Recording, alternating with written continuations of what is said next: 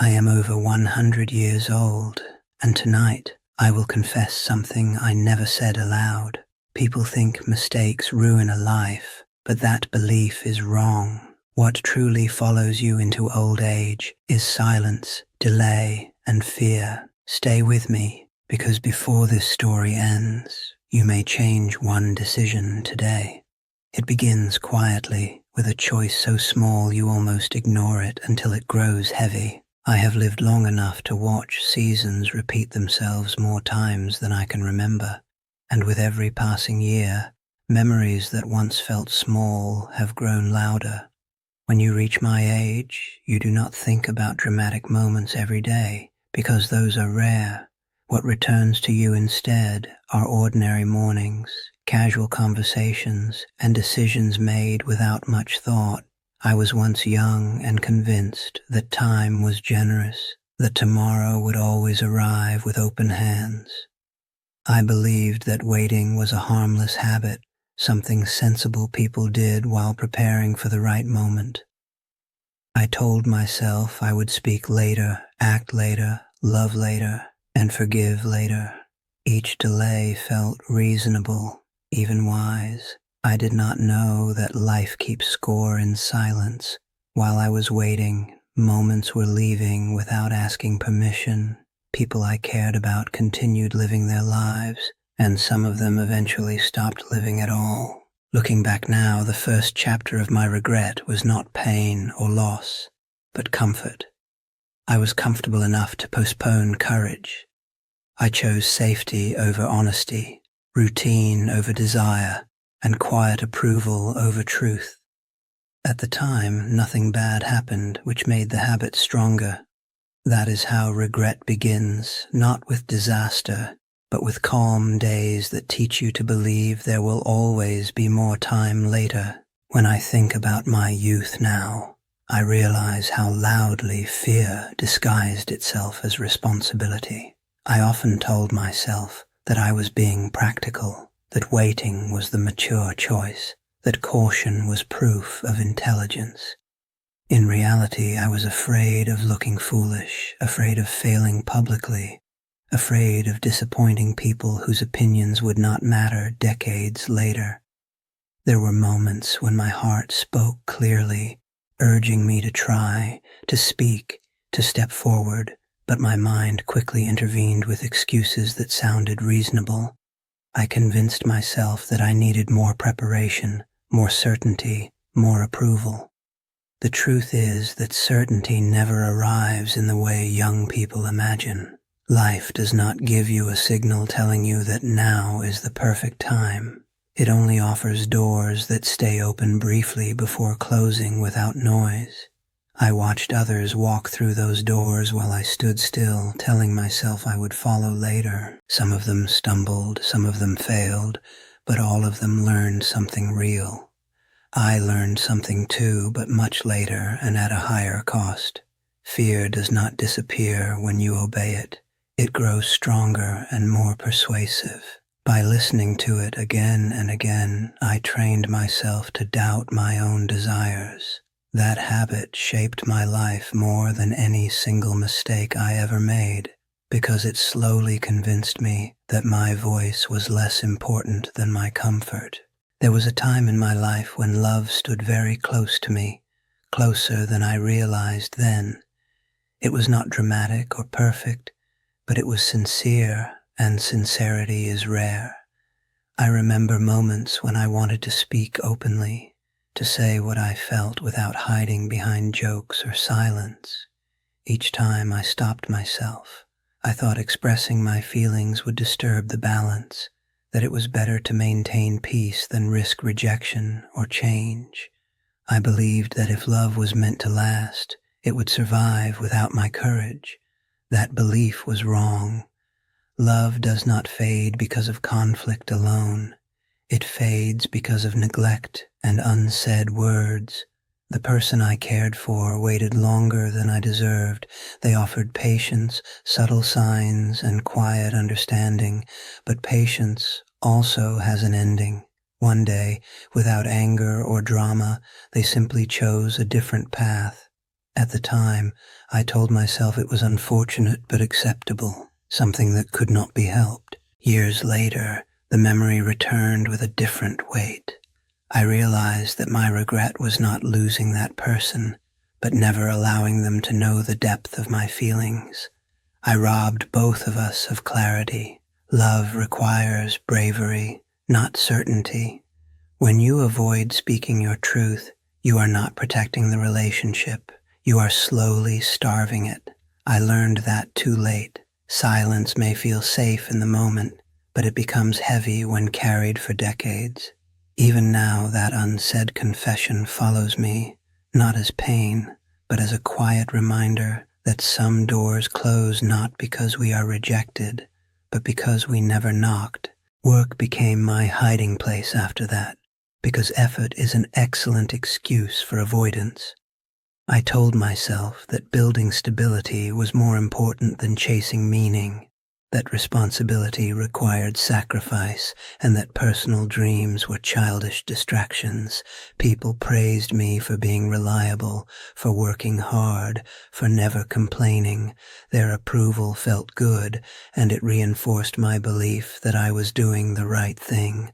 What I did not notice was how slowly my days began to look the same. I woke up, completed my tasks, returned home tired, and repeated the cycle without questioning it. Ambition kept me busy, but it did not make me fulfilled.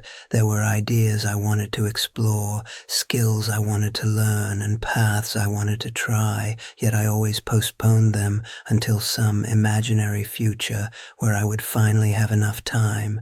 That future never arrived. Years passed quietly, and I became very good at surviving, but not very good at living. When retirement finally came, I expected relief and freedom, but instead I felt confusion. Without work to hide behind, I was forced to face the question I had avoided for decades. Who was I without my responsibilities? The answer felt incomplete. I realized that while I had been productive, I had not been present. I had built a life that looked respectable from the outside, but felt narrow from the inside. Regret does not always come from failure. Sometimes it comes from success that costs you your curiosity. I wish I had allowed myself to be less efficient and more alive, because work can fill your schedule, but only intention can fill your soul. As the years continued, I began to notice how relationships around me slowly changed, often without dramatic events to explain the distance. Friends I once spoke to regularly became occasional memories, and family gatherings felt shorter and quieter. I told myself this was simply how life worked, that people naturally drift apart as they grow older and busier. What I did not admit was my role in that distance. I rarely reached out first. I assumed that if something truly mattered, it would demand my attention on its own. I underestimated how fragile connection can be when it is not actively cared for. There were phone calls I postponed, letters I never answered, and visits I promised myself I would make someday. Someday became years, and years became silence. When news arrived that someone had passed away, I felt a familiar tightening in my chest, not only grief, but realization. I mourned conversations that never happened and apologies that were never spoken. I began to understand that relationships do not fade because of hatred or conflict alone, but because of neglect disguised as patience. I believed giving space was a sign of respect, but too much space becomes absence. At my age now, names resurface in my thoughts more often than faces around me. I wish I had been less reserved with my time and more generous with my presence. People do not remember how busy you were or how responsible you seemed. They remember whether you showed up, whether you listened, and whether you made them feel valued. Distance is rarely caused by a single moment. It is created by many small choices to wait instead of reaching out. Illness was not something I feared when I was younger because I believed it belonged to other people and distant futures. I treated my body as if it were endlessly forgiving, something that would always recover as long as I rested briefly and continued forward. When the first serious signs appeared, I ignored them, convincing myself that slowing down would mean falling behind. Doctors offered warnings, but I listened selectively, hearing only what allowed me to maintain my routine. Over time, the consequences arrived quietly. Not as sudden collapse, but as limitations I could no longer negotiate with. Simple movements required effort, and long days demanded more rest than I was willing to admit. That was when another regret revealed itself to me. I had postponed caring for myself in the same way I postponed everything else, assuming I could address it later. Health is not like money or work. It does not wait patiently. When it leaves, it rarely returns in the same form. I realized that my body had supported every dream, every plan, and every responsibility I placed upon it, yet I treated it as an afterthought. In old age, pain teaches lessons that advice cannot. I wish I had learned to rest without guilt and to listen without resistance. Strength is not proven by endurance alone, but by awareness. Taking care of oneself is not selfish. It is a form of respect for the life you have been given. By the time I understood that, my body had already paid the price for my neglect, and all I could do was accept the limitations with humility. As my world slowly became smaller, silence began to occupy more space in my days. At first I welcomed it, believing that quiet was a reward for a life of effort. Without deadlines or expectations, I thought peace would naturally follow. Instead, silence became a mirror. In the absence of noise, memories grew clearer, and the choices I once ignored returned with patience. I began to replay moments I had rushed through, conversations I had half listened to, and opportunities I had dismissed because they felt inconvenient. Solitude taught me that distraction is a luxury of the young. When movement slows, reflection accelerates. I noticed how often I had filled my life with activity to avoid asking myself uncomfortable questions. When there was nothing left to distract me, I had no choice but to sit with my thoughts. That was when I realized another truth. A busy life can still be an empty one if it is not aligned with intention. I had achieved many things that seemed important at the time, yet few of them brought lasting peace. What remained meaningful were simple moments I barely noticed when they happened. A shared meal, an honest conversation, a laugh that required no explanation. I understood then that presence is not automatic. It is a skill that must be practiced. I had spent most of my life preparing for the future instead of inhabiting the present. Now, with limited time ahead of me, I finally learned to sit still and appreciate what was in front of me.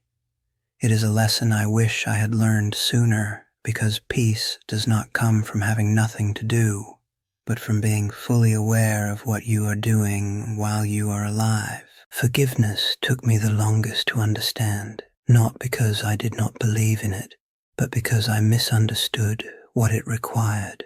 For many years I thought forgiveness meant agreeing with what hurt me or pretending that pain did not matter. Because of that belief, I held on to old wounds, telling myself that remembering them was a form of strength. In reality, it was a form of attachment. I carried anger quietly, never exploding, never confronting, just storing it carefully like something valuable. It shaped the way I spoke, the way I trusted, and the way I judged others.